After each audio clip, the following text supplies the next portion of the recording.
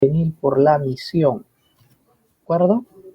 La lectura está en Mateo 9:35, es el versículo que vamos a tocar. Dice, recorría Jesús todas las ciudades y aldeas, enseñando en las de ellos y predicando el evangelio del reino y sanando toda enfermedad y toda dolencia en el pueblo.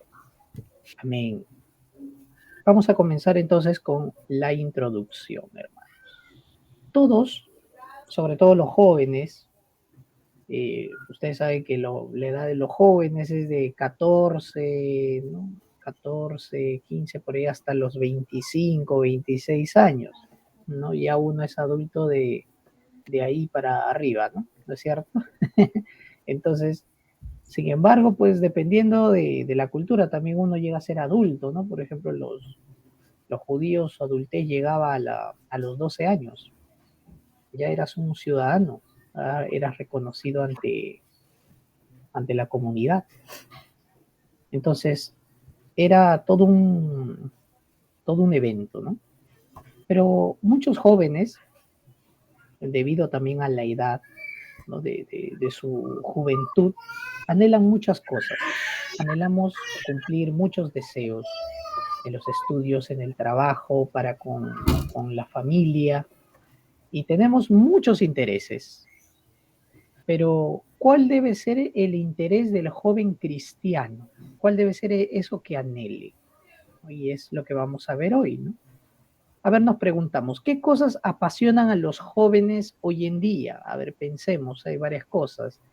¿Y cuándo está mal que el cristiano desee con pasión realizar alguna acción? Porque, si bien es cierto, muchas veces la pasión lo relacionamos con los deseos que tenemos de la carne, ¿no? Y hay muchos versículos del Nuevo Testamento que nos aluden a alejarnos de las pasiones juveniles de la carne, ¿no? Sin embargo, pues hay una pasión correcta que debemos de tener. Por eso, ¿qué cosas apasionan a los jóvenes ahora? Uno puede decir a ser reconocido, a liderar un grupo de música, un grupo de estudio, ¿no? Hay varias cosas, varios emprendimientos. ¿Qué cosas apasionan a los jóvenes? Tocar guitarra, tener, ¿cómo se llama? Comenzar a ser independiente, hay muchas cosas. ¿Cuándo es una mala pasión la que uno comienza a hacer? ¿No? Cuando uno contraviene la escritura y la buena conciencia para con Dios. Hermanos, la palabra de Dios nos dice que podemos actuar en libertad para las cosas buenas, ¿no? No hay límite para las cosas en amor lo que podemos hacer, pero también nos guarda del pecado. Entonces, los jóvenes sobre todo, que ya dejan la adolescencia y comienzan un proceso más de madurez, deben de madurar en su fe. Entonces debemos de saber cómo realmente abocar la pasión que tenemos, porque los jóvenes estamos llenos de energía, llenos de anhelos, de metas, de que queremos cambiar algo, cambiar el mundo, queremos mover a las personas, alcanzar varios objetivos, pero ¿cómo lo estamos haciendo? ¿No? Y cómo yo sé que lo que estoy siguiendo realmente va a aportar para la gloria de Dios, para el reino de Dios. Hay muchos jóvenes también que les apasionan hacer cosas, sobre todo por la compasión que ellos sienten por lo que ven en su sociedad. Cuando nosotros salimos a la calle, nos topamos con la realidad, la cruda realidad que pasan nuestros vecinos, toda nuestra comunidad. Quizá haya pobreza, quizá haya enfermedades, quizá haya analfabetización, muchas cosas que dan pena. Y hay veces, hay muchos jóvenes que en respuesta a eso se meten en programas de ayuda, ¿no? En ayuda social, que está muy bien, ¿eh? Que está muy bien. Y eso los empodera poco a poco, los ayuda a generar un cambio social, ¿no? Es algo muy bueno, es algo noble. Sin embargo, hermanos, hay un anhelo más noble, ¿no? Hay un camino más excelente al cual el Señor ha llamado a sus jóvenes. Eso debemos de tomar aún más en cuenta, ¿no? Porque ahí viene una transformación, ¿no? Ahí viene un completo cambio, ¿no? Desde el corazón del hombre. Sí, y se nos pueden ocurrir varias actividades sociales, por ejemplo, uno puede ir, ¿no? A ayudar, por ejemplo, a las comunidades a repartir alimentos, repartir medicamentos, ayudar a los animalitos que están en las calles, y hay varios programas así, ¿no? Entonces, eh, sepamos bien que hemos sido llamados a una misión también, ¿no? Una misión en el Señor. Y estamos orando por esa misión, por este encargo que el Señor nos ha dado. Hay un anhelo, sí, de querer cambiar las cosas, pero estamos cumpliendo el anhelo del Evangelio. ¿Cómo consideran los jóvenes hoy en día, por ejemplo, el orar?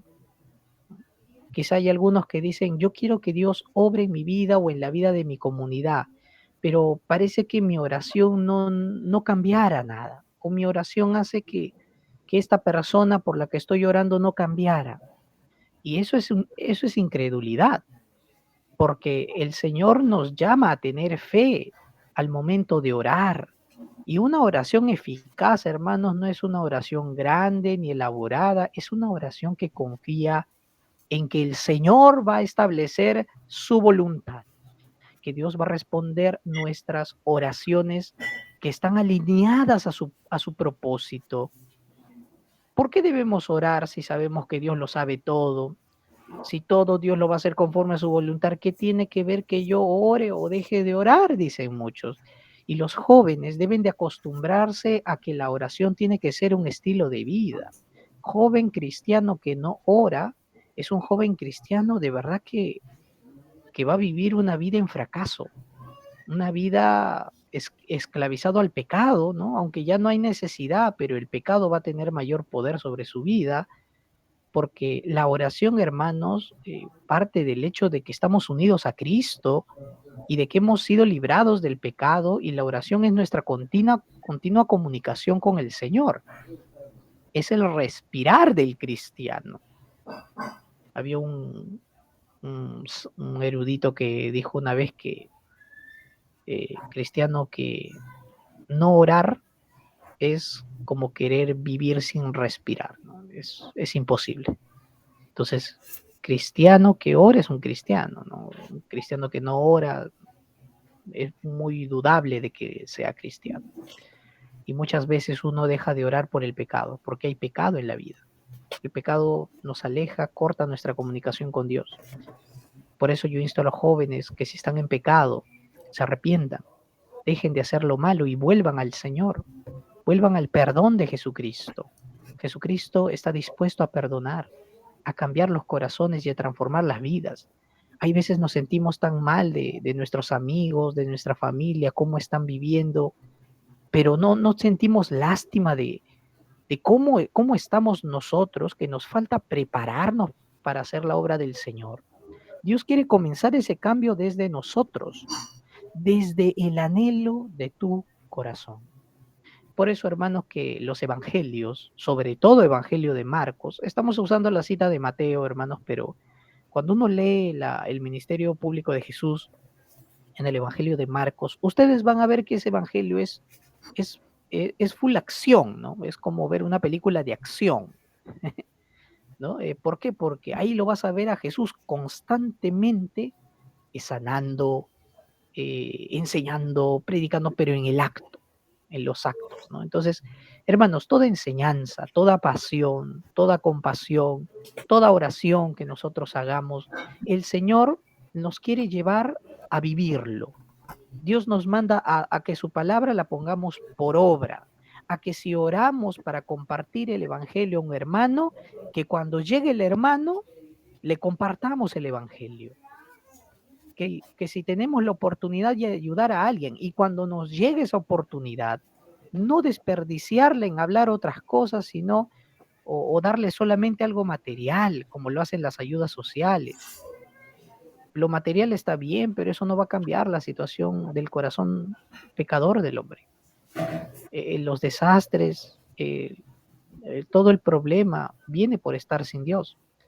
Necesitan reconciliarse con Dios y Dios nos manda la acción a ello. Nuestra oración va a tener respuesta. Y una pasión no se queda en un mero sentimiento. Una pasión, cuando uno siente un gran anhelo, uno nos mueve a hacer algo. Y es justo la escritura, Santiago 2:17 nos dice que nuestra fe, hermanos, no es una fe muerta. Nuestra fe tiene que ser evidenciada con las obras. Hay mucha gente que obra bastante, hace buenas obras, pero no tiene fe. Esas son obras muertas. Eso es un mero esfuerzo externo que no cambia nada en el interior, que viene de un solo sentir nada más. Pero la fe, que es un don de Dios, que ha sido dado para la salvación en Jesucristo, eso va a dar un gran fruto que cambie. Y nosotros va a movernos a hacer la voluntad buena realmente del Señor. 7 nos dice, la fe sin obras es muerta. No porque las obras condicionen a la fe, sino que la fe condiciona las obras. Hermanos, hay obras porque debe de haber fe. Debe de haber fe. Si uno realmente dice que está haciendo la voluntad del Señor, debe de haber fe. Primera de San Juan 3:18, no debemos de amar solamente de palabra. No, sí, voy a orar, sí, voy a hacer esto, sí, ¿no? Que Dios te bendiga, ¿no? Y no hacer realmente un agente de bendición para esa persona. Amemos de hecho y de verdad, dice la carta del apóstol Juan. Entonces, ese anhelo, hermanos, el anhelo ardiente que siente un joven por querer proclamar el reino de Dios y hacer la voluntad de Dios, que podamos seguir alimentando y avivando ese fuego, que no lleguemos a ser un creyente con una fe apagada, con una fe que da pena, un cascarón vacío que solamente tiene rezagos de lo que fue antes. Dios nos llama a avivar el fuego del Espíritu en nuestros corazones, es lo que Pablo le dijo a Timoteo. Entonces, vamos entonces a entender. ¿Qué dice la pregunta? ¿Qué corazón debemos tener para cumplir con la misión de Dios? Todo cristiano se le ha encomendado hacer la voluntad de Dios. Y primero vamos a ver la pasión que tuvo Jesús, hermanos. ¿De acuerdo? Porque Jesús, en su juventud y sobre todo en su adultez, fue un hombre de pasión. Mateo 9:35, lo hemos leído, pero dice que Jesús recorría las ciudades y aldeas enseñando en las sinagogas, predicando el reino de Dios, de ciudad en ciudad, de aldea en aldea, y sanando enfermedad y toda dolencia en el pueblo. Vamos a ver acerca de esto, hermanos. La pasión del mundo no puede compararse jamás con la pasión que uno tiene por el reino de Dios. Y hemos un poquito tocado esto en la introducción, pero vamos a un poquito a esclarecerlo. La pasión del mundo, hermanos, lo que uno siente es el impulso o la motivación por alcanzar algo, por lograr algo. El mundo se conmueve, se motiva por sus deseos materiales y carnales. Quieren anhelar algo físico, material, porque solo eso es lo que conocen. Pero el cristiano, su pasión viene por causa del reino de Dios. Y esa era la pasión que movía a Jesucristo a persistir en aldea tras aldea, sinagoga tras sinagoga, a pesar que muchas veces en las sinagogas lo votaban, lo contrariaban, lo insultaban, lo iba a ciudades, aldeas, lo votaban, hay veces de la aldea. Él fue hasta su propia ciudad de Nazaret. Hermanos, lo querían botar de un precipicio. Entonces, en su tierra. Entonces, imagínate tú predicando en tu propia, hablando de Jesús en tu propia región, por tu casa, y que te quieran pues tirar piedra, ¿no? Entonces te doldría más el rechazo de tu propia gente, ¿no? Sin embargo, nada de eso opacaba la pasión por el reino de Dios. La pasión del mundo es temporal, es algo vano, es algo que viene solamente en un momento dado y es algo incierto también porque nos pueden apasionar muchas cosas de las cuales no estamos seguros. Hay veces sentimos pasión por querer a alguien, no sabemos qué queremos, la carrera que queremos, la chica que queremos o el chico que queremos, no sabemos. Y de verdad es para estar confundidos. Sin embargo, Dios, para el cristiano, Dios aclara sus sentimientos, ordena sus emociones bajo el poder del Espíritu y hace que tenga una pasión correcta, encamina sus emociones en lo correcto, a devocionarnos por el reino de Dios. Por eso para el cristiano, hermanos, tener una pasión por hacer la voluntad de Dios no es solo una emoción, no es un loco fanatismo que salimos y le gritamos a la gente arrepiéntete y nada más, no, no nos quedamos en el arrepiéntete. Decimos arrepiéntete porque es necesario, porque estás muerto en delitos y pecados y explicamos todo el contexto. Para el cristiano, hermanos, el reino de Dios no es algo que tú sientes como algo calientito, un fuego en el corazón o en la espalda, que muchos dicen que sienten. Eso no es, eso no es la presencia de Dios. La presencia de Dios en medio de su iglesia se manifiesta a través de un testimonio y la obediencia fiel a las escrituras. Eso es, hermanos. Y Jesucristo dice que vino a hacer la voluntad del Padre, vino a cumplir todo de lo que estaba escrito que se decía de él. Entonces, hermanos, el Espíritu Santo de Dios que está en la iglesia, ¿no? Cristo a través de su Espíritu está en la iglesia, nos direcciona, nos guía, no es solo una emoción, no es solo un parecer, no es algo subjetivo, es algo real, es algo que trae evidencias pasadas y presentes y tendremos también evidencias futuras porque vemos la realidad de cómo está Dios direccionando nuestras vidas. Y si Dios no direcciona, también es una evidencia de que, de que sin Dios pues estamos perdidos. Jesús es nuestro modelo a seguir, hermanos.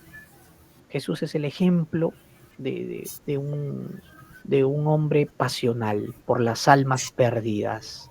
Es nuestro modelo. Y las escrituras nos llaman a ser como Jesús cada vez más. Entonces, no hay nadie que se haya entregado más a la misión de Dios que el Señor Jesucristo. Él murió por nosotros.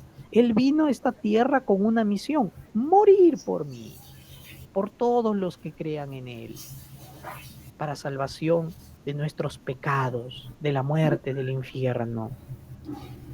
Por eso, hermanos, debemos de considerar cuán importante es la misión por la cual Dios mismo, hecho hombre, tuvo que morir. Es tan valioso. Entonces, quizá le hemos quitado el mérito a la misión y lo hemos visto como un mero encargo. Pero ese encargo de hacer discípulos, de dar testimonio de Jesús, debe ser una vocación pasional. Es algo que debemos de avivar y de mantener viva la llama cada día. No es algo solo de domingo. Si solamente quiero vivir emocionado por Cristo los domingos que voy a la iglesia, es algo vano. Me estoy engañando. La pasión por el Evangelio es una pasión que debe estar constante en nuestros corazones. A Jesús no solamente iba con ese amor y pasión por el Evangelio, sino que habían discípulos y más gente que compartía ese anhelo. Él y sus 12 discípulos, ¿no es cierto? Ellos iban juntos y a medida que ellos iban juntos, Jesús les enseñaba a ellos acerca del reino de Dios, acerca de cómo testificar de esta salvación, de quién era Jesús, que muchas veces se prestaba para malos entendidos, porque pareciese que los discípulos entendían, otras veces se desviaban, otras veces volvían a entender, pero el Señor, con ese corazón de amor, seguía guiándolos, instruyéndolos, hasta que resucitara y abriera el entendimiento de sus discípulos para que comprendieran la importancia del reino de Dios. Hermanos, Mateo 10:2 nos habla de cómo es que Jesús buscó a cada uno de sus discípulos, los escogió para que estuvieran con Él.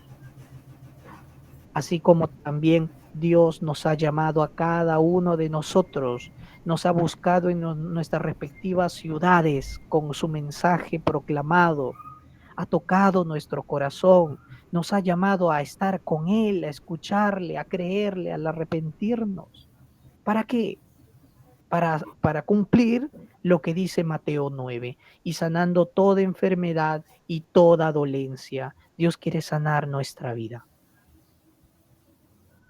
¿Quién no viene lastimado, herido, abatido a los pies del Señor? Hermanos, ¿dónde está el reino de Dios? Si Jesús tiene esa tarea de establecer el reino de Dios, vino a proclamar el reino de Dios, ¿dónde está el reino de Dios? ¿Cómo podemos responder a eso? Pues hermanos, donde se hace la voluntad de Dios, donde se da testimonio del nombre de Jesucristo correctamente, fielmente a la Escritura, en ese lugar está el reino de Dios. Por eso cuando Jesús comenzó su ministerio, Marcos capítulo 1, dice principio del Evangelio de Jesucristo, ¿no? Y Jesucristo comenzó a predicar, el tiempo se ha cumplido, ¿no? El reino de Dios se ha acercado, arrepentíos y creed en el Evangelio. ¿Cómo puedo yo establecer su reino? ¿Cómo puedo yo, hermanos, comenzar a disfrutar de ese reino a donde vaya? Pues a donde vayas tú, hermanos, donde vaya tu corazón, que esté el sentir que hubo en Cristo, el sentir por el reino de Dios. Así vayas a la tienda, así vayas a entregarle un encargo al vecino, así vayas a hacer un mandado, vayas a estudiar, vayas a trabajar.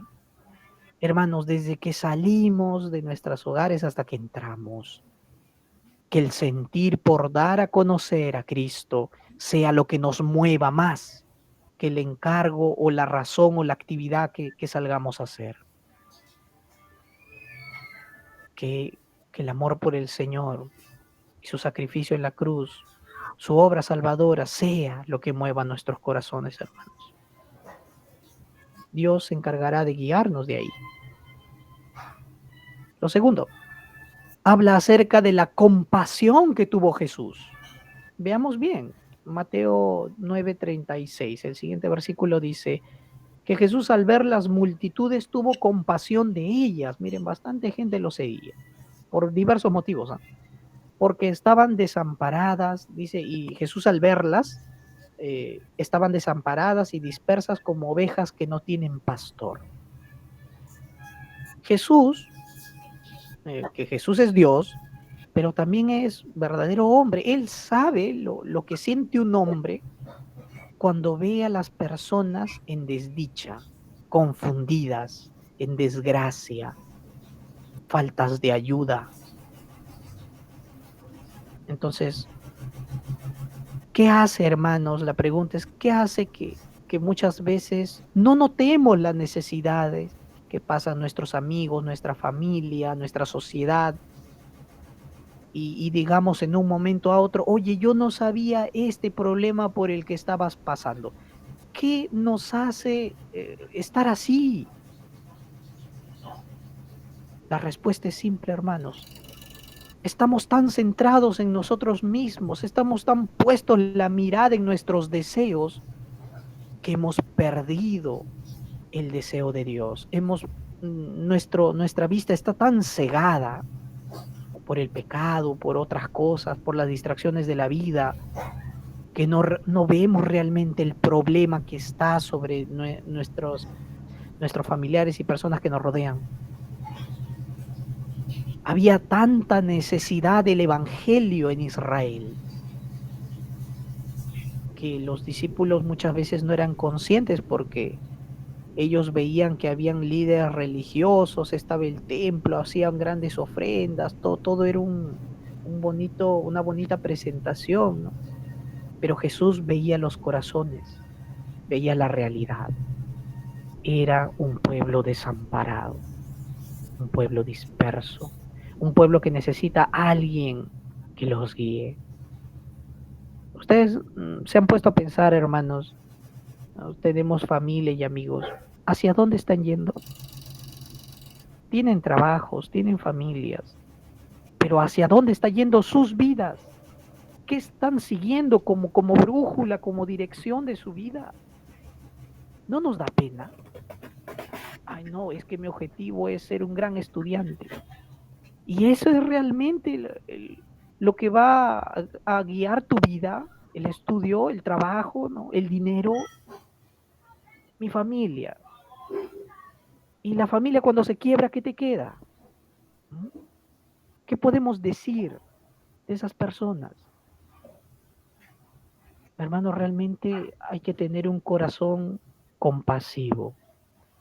Cuando Jesús vio a estas multitudes, dice la escritura misma y lo ha resaltado, tuvo compasión de ellas. Y si nos vamos al griego, hermanos, porque el Nuevo Testamento se escribió en griego, vamos a ver la connotación que tiene esta palabrita. La palabra compasión, miren, ahí está. Eh, entonces, ¿qué significa? ¿No? Esa palabrita en el griego, hermanos, compasión significa ser movido desde el interior, es decir, ser conmovido desde las entrañas. O sea, compasión no es solamente que cuando tú veas a alguien te sientas mal. Compasión viene de esta palabra en griego que te dice que cuando Jesús los vio, se enterneció tanto desde el interior de su ser, se conmovió tanto, se quebró tanto desde el interior de su ser, que de verdad él comenzó a apacentarlas. Entonces, una cosa es que tú te sientas mal por ver a alguien que necesita ayuda y otra cosa es que te quiebres, ¿no? Que esto toque el fondo de tu corazón. Para los judíos, nosotros decimos con el corazón, ¿no? Pero los judíos dicen con las entrañas.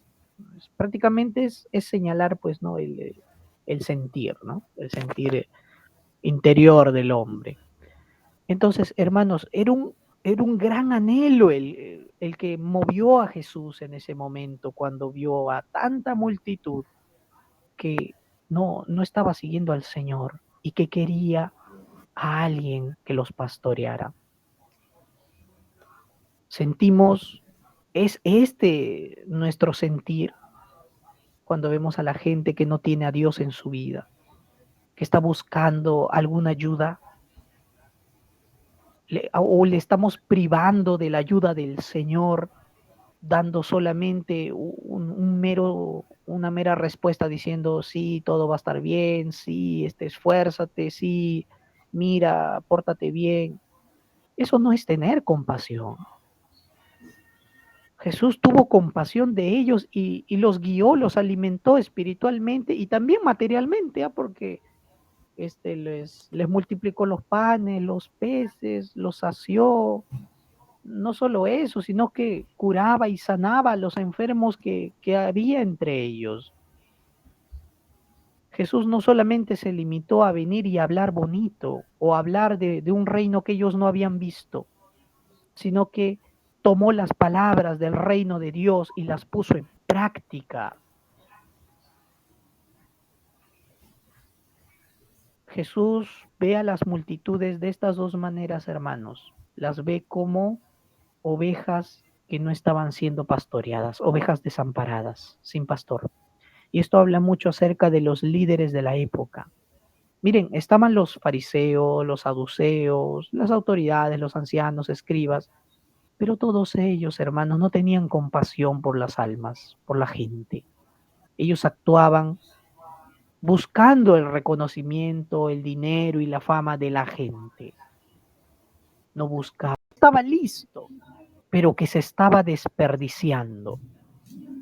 Vemos después en la lectura que Jesús dice, la mies es mucha y los obreros pocos. Oren al dueño de la mies para que mande obreros a su mies. ¿Por qué? Porque la mies, una vez que el campo ya está listo y no hay quien ciegue, todos esos granos, todo ese campo comienza a desperdiciarse, pues. Entonces, Jesús estaba viendo eso. Estamos perdiendo la oportunidad de guiar a la gente al Evangelio, a Cristo.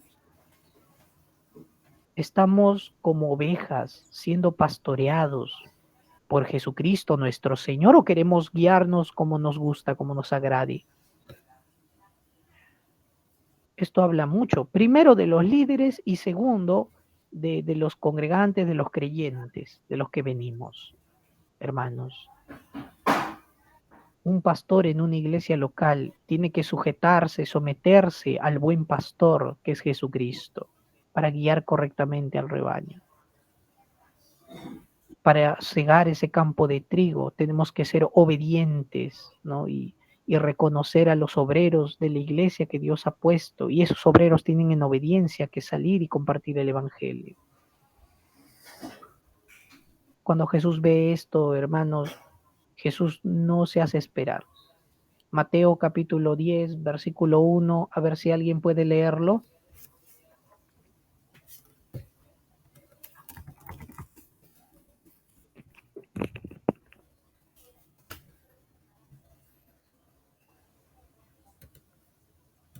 Sí, pastor.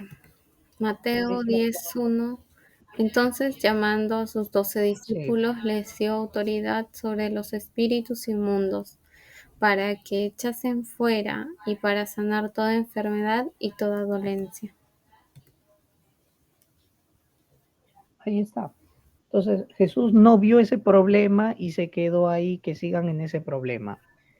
Jesús se compadeció tanto de ellos que capacitó, preparó a sus discípulos y les dio autoridad. Vayan, en mi nombre echen fuera estos espíritus inmundos, ¿no? Con su autoridad, para que sanen toda enfermedad. Todas estas señales, hermanos, eran señales del apostolado que Jesús había dado a los 12, ¿no? Y a sus discípulos. ¿No? Ahora, pues, si nosotros queremos echar espíritus inmundos, como los apóstoles, sanar enfermedades recontra graves, no está en nosotros, hermanos. Toda sanidad, toda autoridad viene de Dios. Nosotros lo que sí debemos de hacer es orar. ¿De acuerdo, hermanos? Orar, ministrar el Evangelio, hacer lo que es necesario hacer dentro de nuestras capacidades. Si podemos ayudar en algo con un bien material, a hacerlo, hermanos. No quedarnos solamente ahí. La compasión del Señor no solamente llegó a Israel, no es solamente un grupo de personas, no es solo mi familia, no es buscar mi bienestar o de la gente que me rodea, es buscar el bienestar universal. Jesucristo, cuando muere y abre su salvación al mundo, no hace distinción, sino que dice a todo aquel que cree. No dice solamente al pueblo judío, entonces a todos.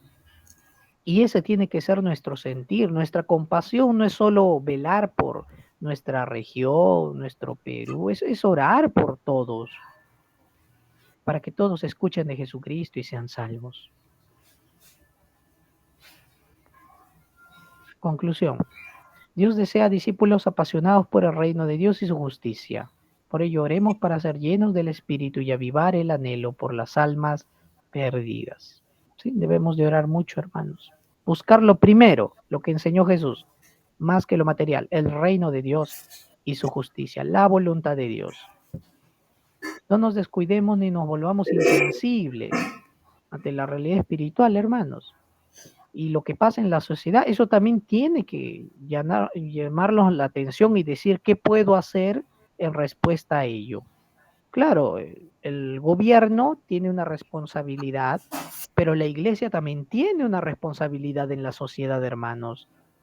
No es necesario cumplir la función que el gobierno tiene que hacer, sino a lo que la iglesia tiene que hacer. Debemos de abocarnos. El cristiano no es solo un mero asistente en la iglesia. El cristiano ha sido llamado a la iglesia para ir al mundo a cambiarlo, a salvarlo. Por eso Dios nos ha mandado a establecer su reino. ¿Cómo oramos los cristianos? Venga tu reino, ¿no? Así como en el cielo, así también en la tierra.